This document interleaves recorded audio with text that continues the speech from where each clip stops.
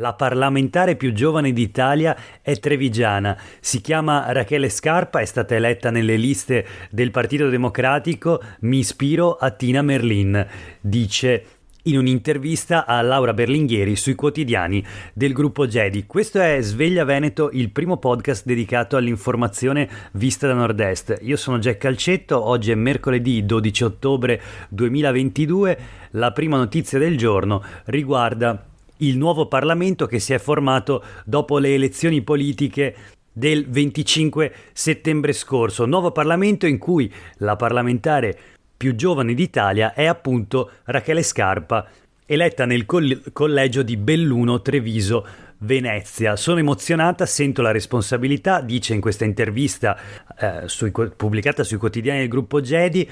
Trevigiana, 25 anni, la rete degli studenti medi e gli studi a Padova. Questo il profilo tratteggiato da Laura Berlinghieri, la giornalista che appunto l'ha sentita, nata 25 anni fa a Treviso. Rachele Scarpa è la più giovane dei parlamentari attuali, un passato come coordinatrice provinciale della rete degli studenti medi, è stata anche rappresentante dell'Unione degli Universitari. Nel 2020 alle elezioni regionali è stata la prima dei non eletti tra le fila del Partito Democratico nella provincia di Treviso, raccogliendo oltre 4.500 preferenze. 25 anni vale a dire l'età minima per essere eletti deputati, quindi Rachele Scarpa da Treviso è la più giovane parlamentare italiana e per questo voglio portare le istanze della mia generazione, ha spiegato al giornale. È una delle scommesse vinte da Enrico Letta che l'ha voluta capolista alla Camera, scrive Laura Berlinghieri, formula per spalancare le porte del Parlamento e far circolare aria fresca. Ambiente, scuola, lavoro e diritti, dice Rachele Scarpa, porto in Parlamento la voce dei giovani. L'intervista a Rachele Scarpa sui quotidiani del gruppo Gedi di oggi. Noi ora voltiamo pagina e proseguiamo con la rassegna stampa di oggi, dove si parla di sanità e salute, una serie di articoli. Vedremo sui principali quotidiani locali del Veneto. Partiamo dal Gazzettino. Medici a gettone, costi al rialzo, un'ora in anestesia a 116 euro. La questione appunto è quella del fenomeno dei gettonisti in sanità. Una questione sempre più seria, non si trovano medici, la fuga dei medici dalla sanità veneta è uno dei temi di cui già ci siamo occupati nelle puntate di Sveglia Veneto, teniamo sempre monitorato. Adesso due consigliere regionali del Partito Democratico portano il caso appunto dei gettonisti in sanità in consiglio regionale. Le consigliere Anna Maria Bigon e Francesca Azzottis hanno presentato un'interrogazione sottoscritta da tutto il gruppo del Partito Democratico per sollevare il caso dei medici ingaggiati dalle ULSS attraverso le cooperative. Per un'ora di servizio si arrivano a pagare tra i 65 e i 90 euro, sottolineano le esponenti del Partito Democratico a proposito del pronto soccorso. Ma per anestesia e rianimazione il tariffario è ancora più alto, se è vero che in provincia di Treviso sono appena stati aggiudicati incarichi a 116 euro orari. Quindi insomma i problemi, le lacune nell'organizzazione delle ULSS venete e soprattutto i buchi ormai cronici negli organici della sanità, quindi la carenza di professionisti, si traducono in un maggiore costo per la sanità veneta, perché appunto se non ci sono medici, infermieri o altri professionisti nella dotazione organica, chiaramente l'ospedale è costretto ad assumerli a chiamata, spesso spendendo molto di più di quello che costerebbe un medico o un professionista assunto con un contratto a tempo indeterminato. Le consigliere regionali del Partito Democratico sottolineano che mancano anche norme ministeriali per i bandi alle cooperative. L'assenza di norme ministeriali che dettino ai direttori generali delle aziende sanitarie le regole per la predisposizione dei bandi di gara relativi ai servizi esternalizzati, appunto, viene citata all'interno dell'interrogazione delle due consigliere che lamentano il fatto che molto spesso l'unico criterio di assegnazione è rappresentato dal minor costo, a volte nemmeno quello, dato che non di rado capita che a presentarsi alle selezioni ci sia una sola ditta, prendere o lasciare. Chiaramente non può funzionare così e infatti le conseguenze anche di questi problemi le troviamo in un altro articolo sui quotidiani del gruppo GEDI, invece, dove si parla dell'ultimo rapporto sul servizio sanitario nazionale redatto dalla fondazione GIMBE, che chiede al nuovo governo di valutare con cura le richieste del Veneto e di altre regioni. Di cosa stiamo parlando? Della salute, che è un diritto per pochi, e attenzione perché il via libera all'autonomia rischia di aumentare il gap. Quindi la fondazione GIMBE punta un faro sulla richiesta di autonomia del Veneto e di altre regioni e dice che il rischio è quello che la riforma vada a peggiorare la tutela dei diritti dal punto di vista della salute. Chiede al nuovo governo appunto di rifletterci attentamente, ragioniamoci sopra, come direbbe il presidente della giunta regionale del Veneto Luca Zaia. Insomma, autonomia e sanità, un binomio che rischia di essere esplosivo. Sulle pagine del giornale di Vicenza invece una notizia sempre in tema di sanità relativa alla pandemia. Il Covid-19 rialza la testa e si aggiunge all'influenza.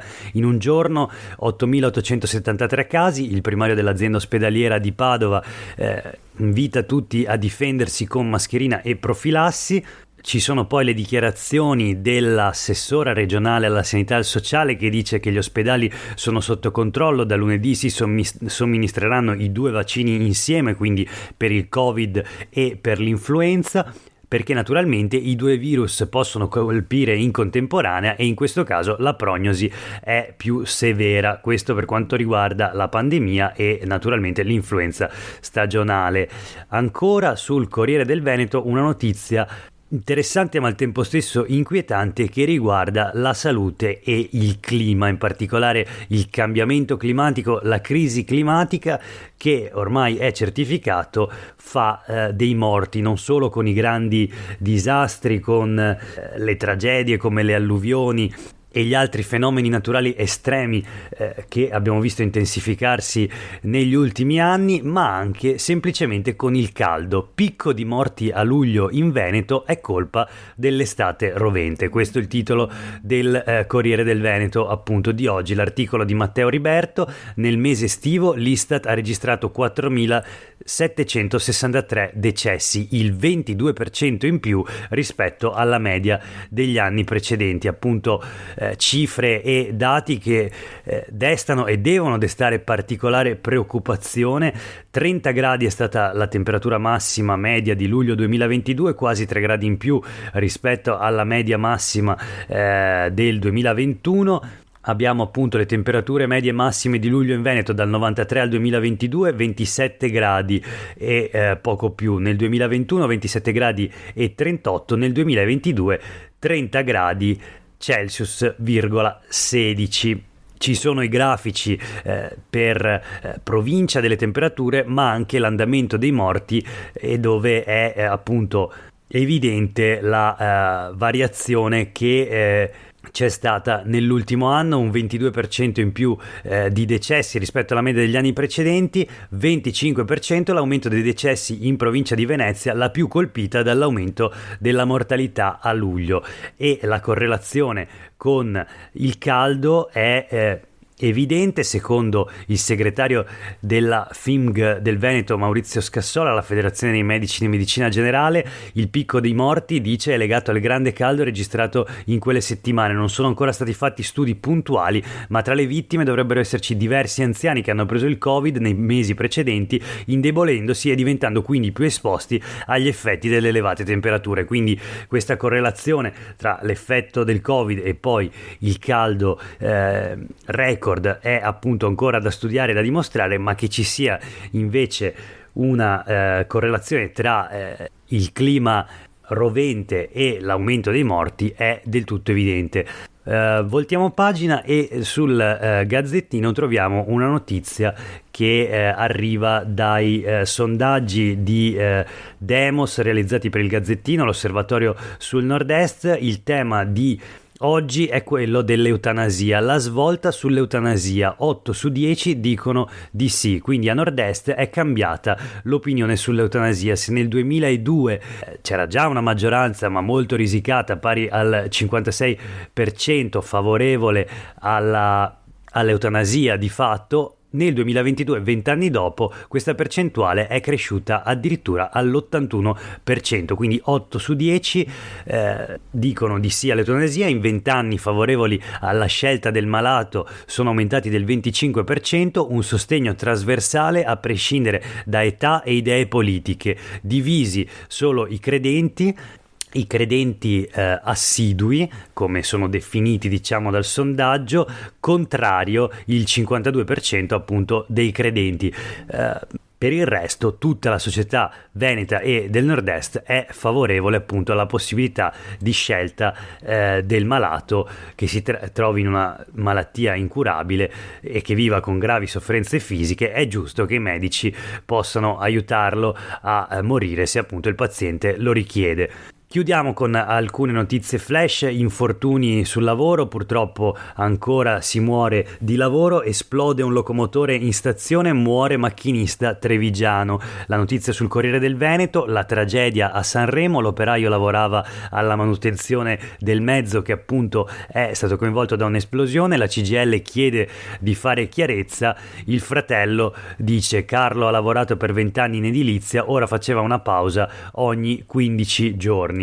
Non solo sul lavoro, si muore anche sulla strada, continuano gli incidenti stradali, anche qui purtroppo molti incidenti mortali, strage sulla 4, lacrime e attacchi politici. La notizia sul Gazzettino di oggi, naturalmente si parla della strage conseguente all'incidente che c'è stato in A4 nei giorni scorsi, 7 le vittime, questa mattina a Sant'Anna di Piave il corteo con i feretri appunto dei soggetti coinvolti. Intanto le polemiche sulla messa in sicurezza dell'autostrada non si placano. C'è il Partito Democratico che accusa Zaia e Fedriga di scaricare su Roma le loro responsabilità, e poi sull'aumento degli incidenti stradali in Veneto interviene anche il Movimento 5 Stelle con Erika Baldin, capogruppo in Consiglio regionale. Dice: in Veneto esiste una consulta regionale per la sicurezza stradale di cui però non si sente mai parlare. Qual è il motivo? La consulta c'è ma è rimasta soltanto sulla carta. La regione l'ha istituita 10 anni fa con una legge appunto del 2012, ma la norma non è mai stata pienamente attuata. Quindi polemiche che coinvolgono la regione.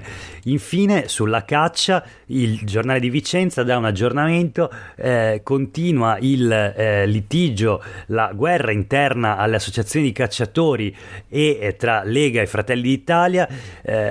Berlato, esponente europarlamentare di Fratelli d'Italia, si scaglia contro l'assessore regionale alla caccia Corazzari della Lega, dice protesteremo di nuovo a Venezia e stavolta non ci andremo in pace. Dall'altra parte però l'associazione dei cacciatori del leghista Possamai, quindi naturalmente vicina alla Lega, difende l'assessore Corazzari e dice basta falsità. Insomma, continua quello che assomiglia a uno scontro interno al centrodestra e vedremo come proseguirà questa vicenda. Nel frattempo per oggi è davvero tutto, grazie per aver ascoltato questa puntata di Sveglia Veneto, a tutte e tutti voi una buona giornata.